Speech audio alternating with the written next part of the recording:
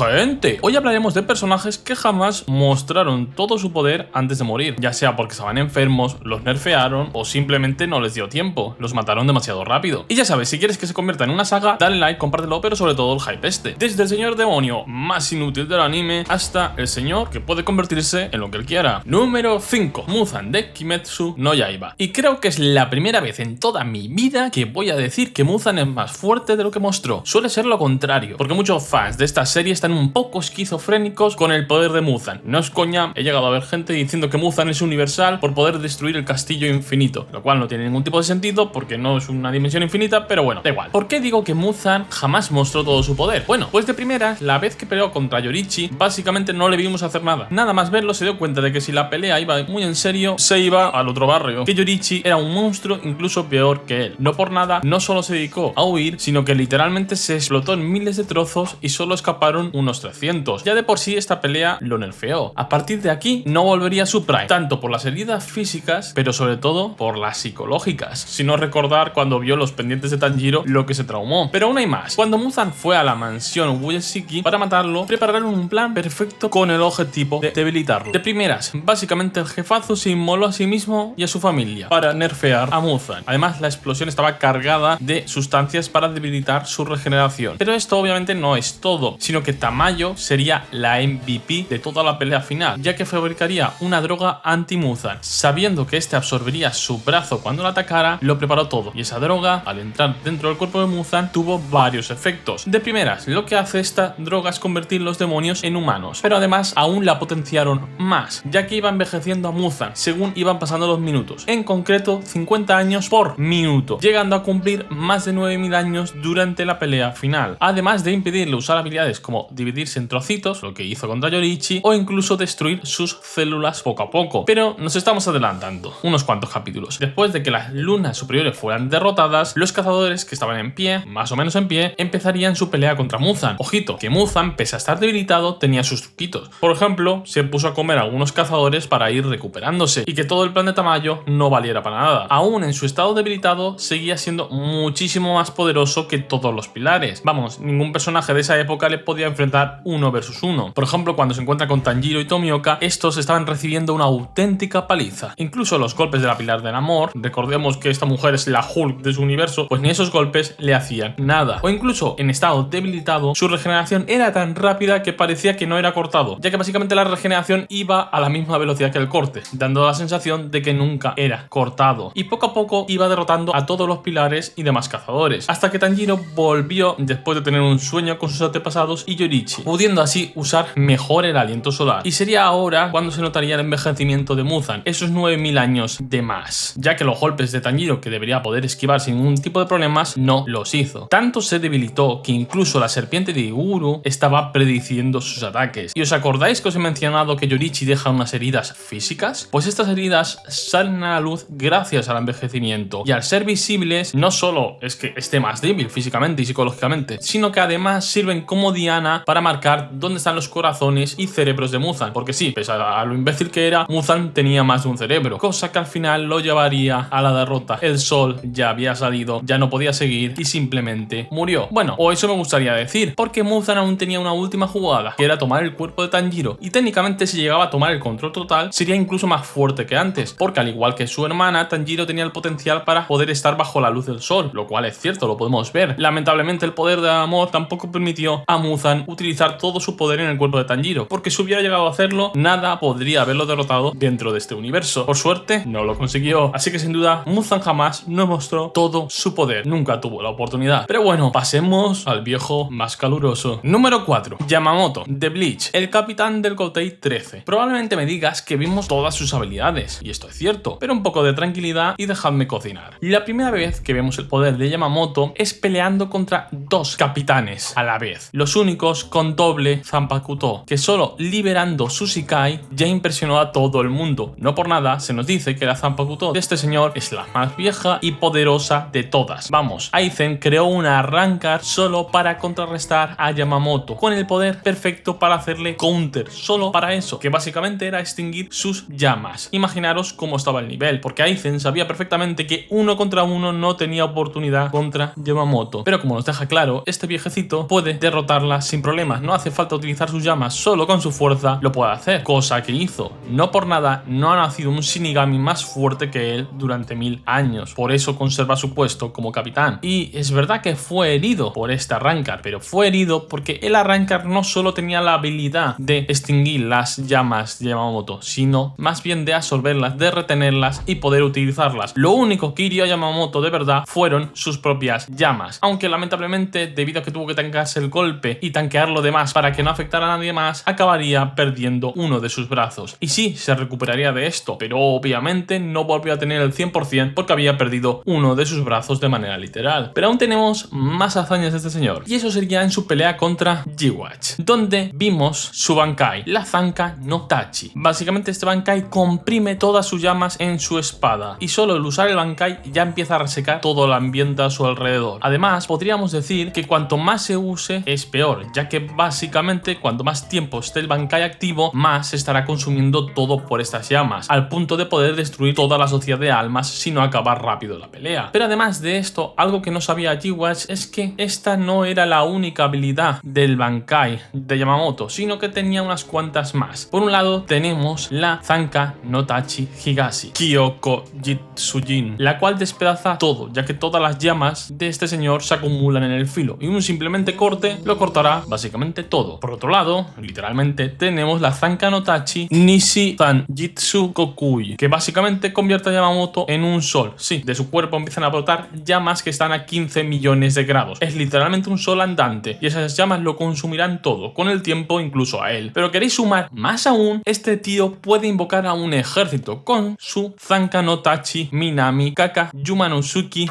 Daisojin. Básicamente invoca a todos los asesinados por sus llamas, lo cual está estúpidamente roto, y a más años pasen técnicamente esta técnica es más poderosa porque a más personas habrás matado. Bueno, si sigues luchando, obviamente. Y por último tenemos la Zanka no Tachikita Tenchi Kaijin, con la cual mató a G-Watch. Pero no, nunca fue G-Watch, sino que todo fue una trampa, era un doble, alguien que fingía ser G-Watch para comprender el Bankai de Yamamoto y poder incluso robárselo. Y lamentablemente entre el engaño, el cansancio en parte de Yamamoto y el ataque sorpresa del G-Watch real, pues Yamamoto acabaría muriendo. ¿Y por qué digo que no usó todo su poder? Bueno, de primera Yamamoto podría haber recuperado su brazo, como nos dice el propio G-Watch, si se lo pedía a Orihime, pero no quería depender de un humano, era un poco racista el hombre. Y además su poder real se nota cuando más dura la pelea. Como os he dicho, a más minutos pasen, más daño van haciendo sus llamas, más daño van acumulando. Por así decirlo, es un personaje de late. Cuando más minutos pasen, más peligroso será por la esencia propia de su Bankai. Y esta pelea fue relativamente corta, lo cual es malo para él, bueno, en parte porque si se alarga mucho también destruye a la sociedad de almas, pero ya me entendéis el punto. Además, el propio G-Watch nos dice que ahora es más débil. Ha vivido tanto tiempo en paz desde que derrotaron a los Quincy que lo ha hecho más débil, que antes el Gotei 13 básicamente era un grupo loco de asesinos. Solo hay que ver al anterior Kenpachi para darnos cuenta de eso. Y ahora no, lamentablemente ahora es una organización más seria, entre comillas, del orden y la justicia, y de esa manera se volvió más débil al perder su esencia de ese personaje más estilo asesino. Así que, ¿qué queréis que os diga? Que hasta el propio G-Watch nos dice que se había vuelto más débil. Sin duda, nunca vimos el poder de este hombre. Pero pasemos al siguiente. Número 3. Matthew Malloy, el mutante más allá del nivel Omega. Sí, porque aunque el nivel Omega técnicamente sea lo máximo, han existido algunos por encima. Primero, hablemos un poco de su historia. Cuando el profesor Xavier detecta a un mutante extremadamente poderoso, al principio creía que era un error, que no tenía sentido que Cerebro hubiera detectado tantísima energía. Pero no era un error. Matthew era un niño de 8 años que ya había matado a sus padres sin querer cuando sus poderes se activaron, ya que con el estrés o las emociones muy fuertes se activan. Y sería en este momento cuando el profesor cometería uno de sus mayores pecados. Viendo el absurdísimo poder de este chaval, en vez de ayudarle, fingiría ser un niño como él y poco a poco iría poniéndole bloqueadores psíquicos, borrándole la memoria para que no pudiera activar sus poderes, reprimiéndolos porque era incontrolable, era demasiado poderoso. Y ojo, ¿qué poderes tenía este señor? Bueno, en ese momento, un niño, básicamente al ser un mutante de nivel Omega, mejor dicho, más allá del nivel Omega, podía deformar completamente la realidad, ya que podía extraer energía de una dimensión extradimensional. Era básicamente un dios que controlaba la vida, la muerte, el espacio y técnicamente el tiempo, aunque ya veremos que esto es un poco dudoso. Contaba con grandes poderes psíquicos, pudiendo leer mentes, usar un grandísimo nivel de telequinesis, mucho más allá de grandes telequinéticos del universo de Marvel, generar energía y manipularla a su antojo, y también podía incluso resucitar. Lo único malo es que tenía muy, pero que muy mal control de estos poderes. Pero bueno, sigamos con la historia. La jugada le salió bastante bien a Xavier, al menos durante unos cuantos años. Hubo algún que otro inconveniente por el medio, pero bueno, digamos que más o menos le salió bien, hasta que murió. Ahí los bloqueadores empezarían a debilitarse. Así que básicamente en su testamento les dejó una misión a los X-Men, que era básicamente detener o impedir que este señor utilizara sus poderes, cosa que obviamente no salió bien. Básicamente un día Matthew iría tranquilamente paseando por la calle, pero al encontrar a su ex cuñada recordaría su trauma, ya que